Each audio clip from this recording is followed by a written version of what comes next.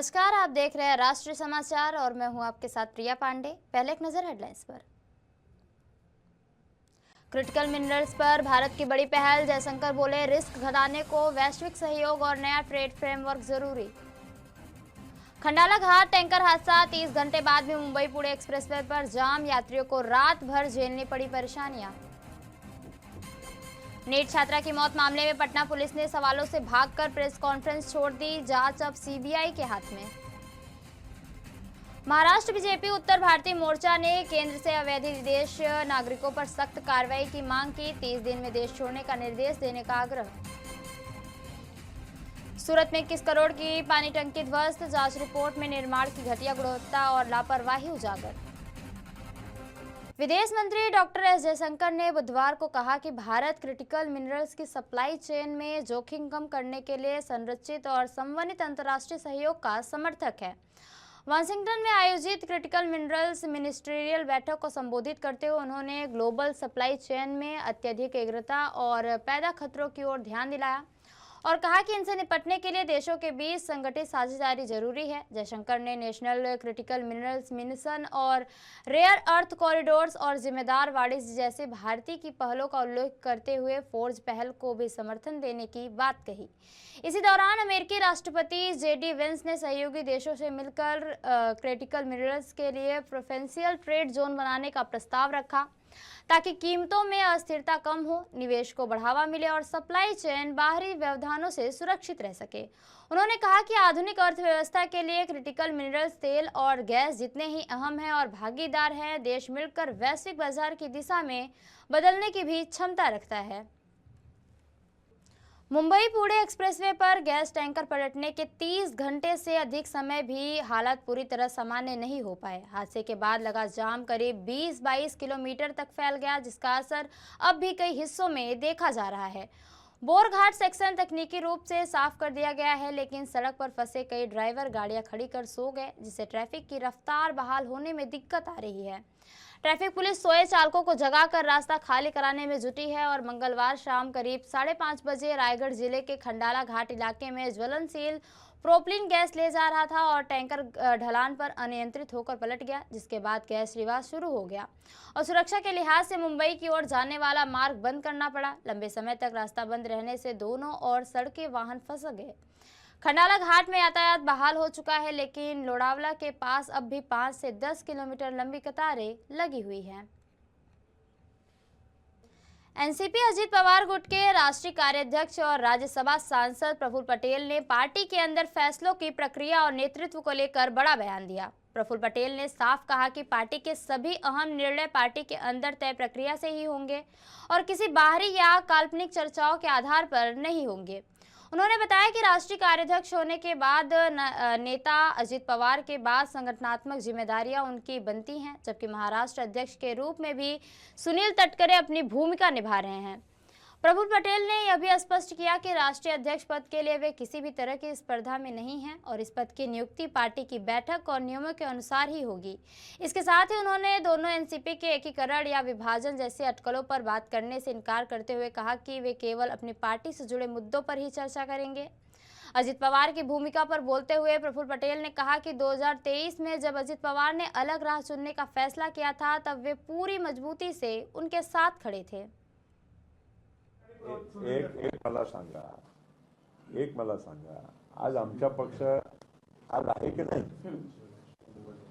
काल्पनिक किंवा पुढच्या काय करायचं तो विषय नंतरचा। आज आमच्या राष्ट्रवादी काँग्रेस पक्ष जसा आहे त्याचा निर्णय घेण्याची प्रक्रिया आम्ही करायची की इतरांनी करायची हे पहिला स्पष्ट मी करू इच्छितो। आणि हे करत असताना आमचे निर्णय घेत असताना मी राष्ट्रीय कार्याध्यक्ष आहे, त्याची जबाबदारी माझ्यावर आहे की नाही? ट्रान्झिशन म्हणजे अजितदादा नंतर कोण कुठे हे करायची जबाबदारी माझ्यावर आहे, म्हणून मी सामोर दिसतो, म्हणून मला सामोर राहावं लागते। सुनील तटकरे महाराष्ट्राचे अध्यक्ष आहे म्हणून त्यांना सामोर राहावं लागते। ही प्रक्रिया पूर्ण करायची जबाबदारी जी लोक अजितदादा नंतरचे जे पदाधिकारी आहेत त्यांच्यावर आहे आणि म्हणून मी काम करत असताना पहिलं माझी प्राथमिक जबाबदारी आहे की आमच्या विधिमंडळाचे नेता आणि उपमुख्यमंत्री ते कोण असायच्या पद करायच्या ते झालं। आता राष्ट्रीय अध्यक्षांच्या पक्षाच्या अध्यक्षांचा जो विषय आहे तो पक्षाच्या अध्यक्षांच्या विषयी, कारण त्याच्यासाठी पक्षाची मीटिंग बोलावं लागते, त्याच्यामध्ये आम्हाला विधिमंडळाची मीटिंग आणि आम्हाला आमच्या पक्षाच्या नेत्यांचा आणि जनभावनेचा आदर करून निर्णय घ्यायचा आहे. आणि मी प्रफुल्ल पटेल या स्पर्धेमध्ये नाही. अध्यक्षपदाची प्रक्रिया कधीपासून सुरू केली जाणार आहे? अरे काही आता माझं काय म्हणणं आहे, आम्हाला आमच्या पद्धतीनं करू द्या ना. आम्ही सुनेत्राताईच्या बद्दल आमच्या मनामध्ये किती आदर आहे, अजितदादाच्या बद्दल त्यांच्या कुटुंबाच्या बद्दल आम्हाला किती प्रेम आणि सन्मान आहे, हे आम्ही आमच्या पद्धतीनं आम्हाला ते पूर्ण करू द्या. आम्ही ते करून दाखवू. कुठेही कोणालाही किंतु परंतु शंका कुशंका करायचा कारण राहणार नाही. नीट छात्रा की मौत मामले में पटना में पुलिस अधिकारियों ने एक संयुक्त प्रेस कॉन्फ्रेंस की। इसमें आईजी जितेंद्र राणा, एसएसपी कार्तिकेय के शर्मा और एसपी परिचय कुमार मौजूद रहे। करीब 15 मिनट तक पुलिस ने केस को लेकर अपना पक्ष रखा, लेकिन सवालों के जवाब देने से बचती नजर आई पुलिस। आखिर में आईजी ने कहा कि अब यह मामला सीबीआई को सौंप दिया गया है। वहीं पत्रकारों के सवाल पर कार्तिकेय शर्मा ने कहा नो कमेंट्स। इसके बाद पुलिस के सभी अधिकारी प्रेस कॉन्फ्रेंस से उठकर निकल गए। बाहरी भी पत्रकारों ने उनसे सवाल करना चाहा तो वो दौड़ते हुए अपनी गाड़ियों में बैठकर निकल गए।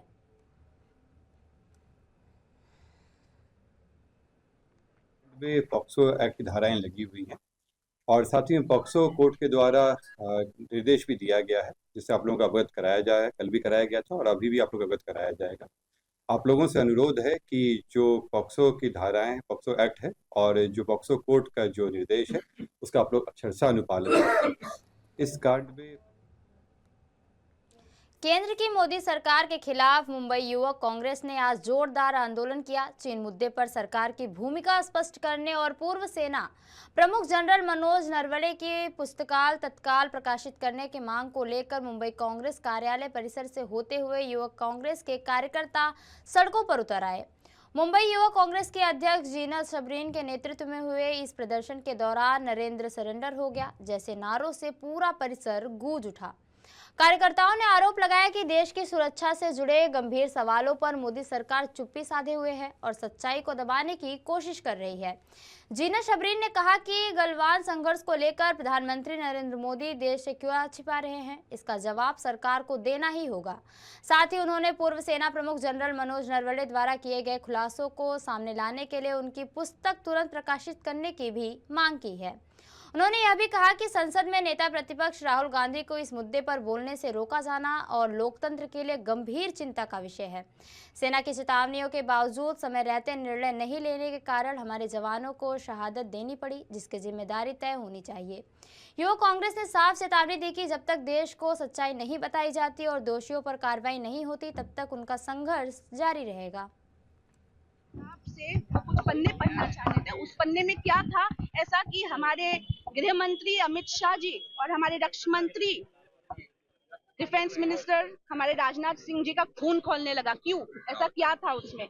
अरे इस तरीके से ये मोदी जी क्यों डर रहे हैं? क्योंकि उस किताब के जो हमें अब तक पता लगा, उस किताब में ये भी लिखा है कि जब गलवान संघर्ष दौरान चाइनीज टैंक्स हमारी टेरिटरी तरफ आ रहे थे, तब जनरल नरवणे जी ने सवाल किया था कि रक्षा मंत्री, एनएसए और पीएमओ को कि क्या किया जाए कि ये टैंक्स हमारी टेरिटरी की तरफ आ रहे हैं। और तब उनका जवाब था कि आप लोग फायरिंग नहीं करोगे जब तक हम अलाउ नहीं करेंगे। फायरिंग ना करो, भले ही वो चाइनीज टैंक्स और हमारी टेरिटरी में घुस रहे हैं। लेकिन 10:30 बजे तक वो रुके रहे और जब जवाब आया, फाइनली जवाब पीएमओ का ये आया कि आपको जो उचित लगे आप वो करो। ये कहा है उन्होंने, ये जनरल नरवणे जी ने उल्लेख किया है कि he felt alone in this establishment. तो हमारा सवाल ये है कि नेशनल सिक्योरिटी इतनी कॉम्प्रोमाइज है क्या? जितने वीर जवान हमारे शहीद हुए, उनके जीवन का क्या, उनके संघर्ष का क्या? हम चाहते हैं कि नरेंद्र मोदी जी इस नेशनल सिक्योरिटी, इस कॉम्प्रोमाइज नेशनल सिक्योरिटी, जो उन्होंने एक कॉम्प्रोमाइज प्राइम मिनिस्टर है, उन्हें रेजिग्नेशन इस्तीफा देना चाहिए और इस किताब को, जो जनरल नरवणे जी की किताब है, उसको पब्लिश किया जाए। पूरे देश के जनता को हक है उस किताब को पढ़ने का। महाराष्ट्र बीजेपी प्रदेश के उत्तर भारतीय मोर्चे की ओर से देश में अवैध रूप से रह रहे बांग्लादेशी, रोहिंग्या और पाकिस्तानी नागरिकों को लेकर केंद्र सरकार को एक पत्र लिखा गया। इस पत्र के जरिए प्रधानमंत्री नरेंद्र मोदी, गृह मंत्री अमित शाह और रक्षा मंत्री राजनाथ सिंह से सख्त कार्रवाई की मांग की गई है। महाराष्ट्र बीजेपी नेता और उत्तर भारतीय मोर्चे के उपाध्यक्ष अर्जुन गुप्ता ने ईमेल और स्पीड पोस्ट के माध्यम से भेजे गए पत्र में आग्रह किया है कि राष्ट्रीय स्तर पर घोषणा कर अवैध रूप से रह रहे लोगों को 30 दिनों के भीतर भारत छोड़ने का निर्देश दिया जाए। साथ ही उन्होंने सभी मुख्यमंत्रियों से इस मुद्दे पर आगे आकर कठोर कदम उठाने की अपील भी की है। इस मांग को लेकर अर्जुन गुप्ता ने कहा कि देश की सुरक्षा और संसाधनों पर बढ़ते दबाव को देखते हुए अब सख्त फैसलों की जरूरत है। इसी मुद्दे पर महाराष्ट्र बीजेपी उत्तर भारतीय मोर्चे के उपाध्यक्ष अर्जुन गुप्ता से हमारे वरिष्ठ संवाददाता सविरवेश तिवारी ने खास बातचीत की है। देखिए। सूरत के मांडवी तहसील के तड़केश्वर गांव में 21 करोड़ रुपए की लागत से बनी पानी की टंकी का गिरना अब सिर्फ हादसा नहीं माना जा रहा। तकनीकी जांच रिपोर्ट ने सरकारी निर्माण कार्यों की गुणवत्ता और निगरानी व्यवस्था पर गंभीर सवाल खड़े कर दिए हैं। 19 जनवरी को पानी भरते समय टंकी अचानक ढह गई। घटना के बाद जांच में SUVNIT और GERI को सौंपी गई जांच में लिए गए 13 सैंपल में से एक भी तय मानकों पर खरा नहीं उतरा। GERI की रिपोर्ट के अनुसार जिन सैंपल्स में कंक्रीट की मजबूती 30 होनी चाहिए थी, वहां करीब 15 पाई गई। वहीं SUVNIT की जांच में कई सैंपल्स की स्ट्रेंथ 60% से भी कम रही और कुछ मामलों में 30% से नीचे दर्ज हुई। जांच में यह भी सामने आया कि कंक्रीट में सीमेंट की मात्रा कम और रेत व गिट्टी ज्यादा इस्तेमाल किया गया, जिससे ढांचा कमजोर हो गया और पानी का दबाव नहीं झेल सका। पुलिस ने मामले में FIR दर्ज कर कुछ लोगों को हिरासत में भी लिया है। टंकी गिर गई, उसके बाद में हमको अपॉइंट किया गया सरकार द्वारा, तो हम लोग साइट पे गए थे और पुलिस की निगरानी में हमने 3 प्रकार के सैंपल कलेक्ट किए। उसमें टोटल हमने 12 सैंपल कंक्रीट के कलेक्ट किए थे, कोर लिए। उसमें 6 हमने गांधीनगर बिजनेस डिपार्टमेंट को दिए, 6 हम लोग हमारे SPNT लैब में टेस्टिंग करने के लिए लाए। 26 सैंपल स्टील के थे, उसमें 13 सैंपल गांधीनगर लेबोरेटरी को दिए गए, बाकी का 13 हम लोग लाए टेस्टिंग के लिए और मट्टी के सैंपल भी कलेक्ट किए। अभी कल सुबह तक हमने कंक्रीट का और लोखंड का टेस्टिंग खत्म कर दिया और विजुअल इंस्पेक्शन भी कर लिया साइट पे पुलिस की हाजिरी में। शेखपुरा जिले के बरबीघा थाना क्षेत्र अंतर्गत छबीला काठिका गांव से पुलिस ने 5 साइबर ठगों को गिरफ्तार किया है। गिरफ्तार आरोपियों से पूछताछ में साइबर ठगी जैसे अपराधों में शामिल होने की बात स्वीकार की गई। इस कार्रवाई में ठगों के पास से 6 मोबाइल फोन भी जब्त किए गए और इस संबंध में साइबर DSP ज्योति कुमारी ने बताया कि संयुक्त अभियान के तहत यह कार्रवाई की गई, जिसमें धानी ऐप के जरिए सस्ते दर पर लोन दिलाने का झांसा देकर लोगों से ठगी करने के गिरोह का पर्दाफाश हुआ है। DSP ने कहा कि अधिकतर मामलों में लोग पैसों के लालच में आकर साइबर ठगी का शिकार हो जाते हैं। उन्होंने आम जनता से सतर्क रहने और किसी भी तरह के लालच से बचने की अपील की है। 2026 को पटना से आर्थिक अपराध इकाई की टीम आई हुई थी। उनके साथ विशेष अभियान दल और शेखपुरा के जिला सूचना यूनिट के साथ बरबीघा में छबीला ठेका में रेड किया गया। वहाँ पे तो वहाँ पे जो है ना सामुदायिक भवन है और एक मंदिर है, वहीं पे कुछ लोगों को संदिग्ध अवस्था में पाया गया। तो कुछ लोग उसमें से भागने भी लगे वहाँ पे। तो वहाँ से 5 लोगों को मतलब मोबाइल के साथ उन लोगों को जांच हेतु थाना पे लाया गया था। तो उसमें से 5 का नाम है राजू कुमार, पुष्पक कुमार, राजीव कुमार, अवनीश कुमार, मोहित कुमार। तो इसमें से राजू कुमार जो है, इसके मोबाइल की IMEI में अलग अलग राज्यों में 10 कंप्लेन है NCRP पोर्टल पे। और ये लोग जो है धानी लोन ऐप के माध्यम से अपराध करते थे, लोगों को लोन दिलाने के नाम पे।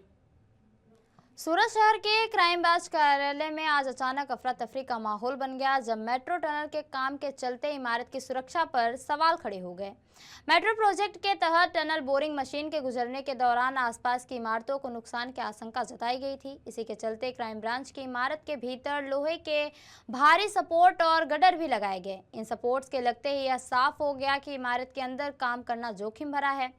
हालत की गंभीरता को देखते हुए क्राइम ब्रांच कार्यालय को तुरंत खाली कराने के आदेश दिए गए। सभी अधिकारी और कर्मचारी अब दूसरे सुरक्षित स्थानों पर शिफ्ट कर दिए गए हैं।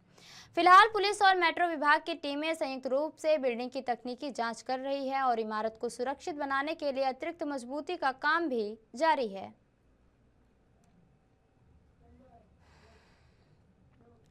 बिहार के कृषि मंत्री रामकृपाल यादव ने राज्य बजट को मुख्यमंत्री नीतीश कुमार के विजन के अनुरूप बताते हुए कहा कि यह बजट प्रदेश के समग्र विकास को नई गति देगा और बिहार को नंबर 1 बनाने की दिशा में मजबूत कदम भी साबित होगा। उन्होंने कहा कि केंद्र और राज्य दोनों के बजट के समन्वय से विकास की राह और आसान होगी। मंत्री ने बताया कि बजट में कृषि, शिक्षा और स्वास्थ्य, सड़क जैसे प्रमुख क्षेत्रों पर विशेष फोकस रखा गया है, जिससे रोजगार के नए अवसर भी पैदा होंगे, लोगों की जीवन शैली में सुधार आएगा और किसानों के लिए कई अहम योजनाएं भी शामिल की गई हैं।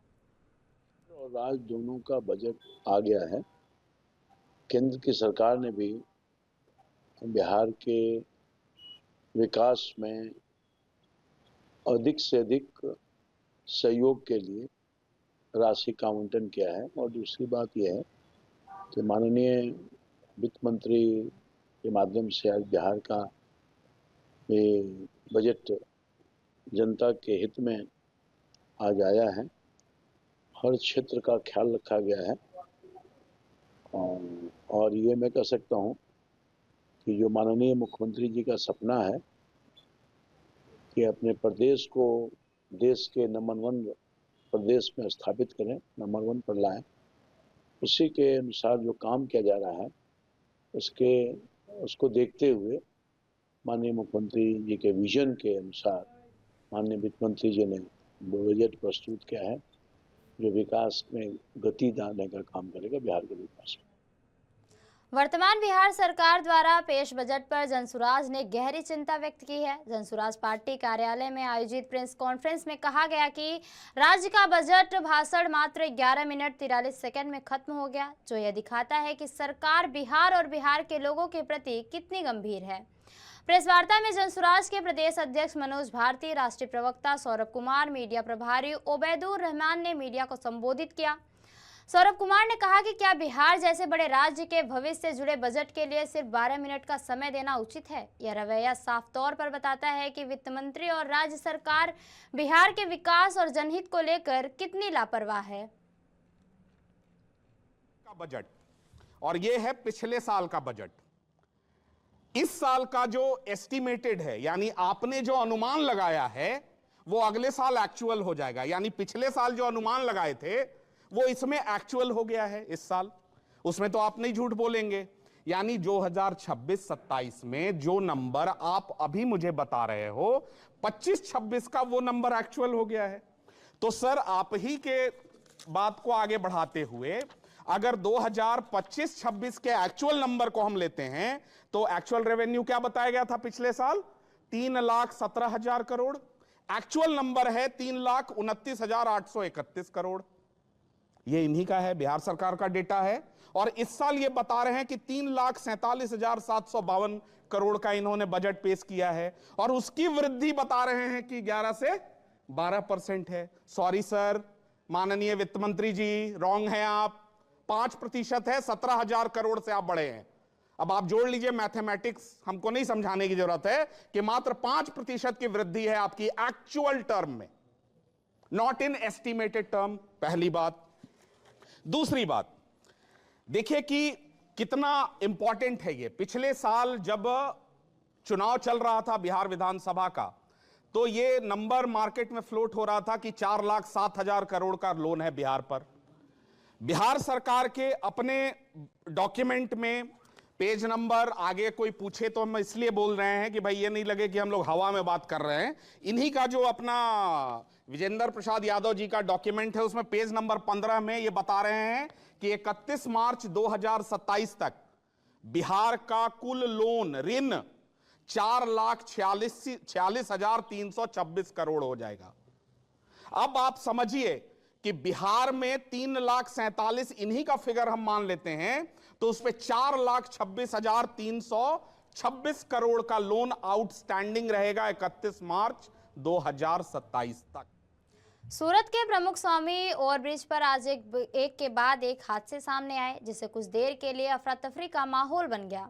ओवरब्रिज की सड़क पर तेल गिरने के कारण वाहन फिसलते नजर आए और खास तौर पर दोपहिया वाहन चालकों को भारी परेशानी का भी सामना करना पड़ा।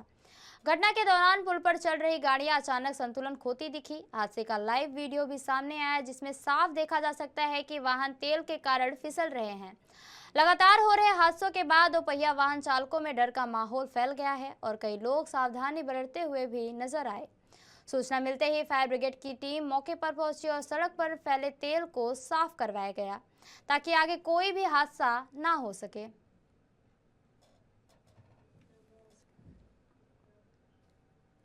गुजरात के सुप्रसिद्ध तीर्थस्थल अंबाजी में हिट एंड रन की एक चौंकाने वाली घटना सामने आई, जिसका पूरा मंजर सीसीटीवी कैमरे में कैद हो गया।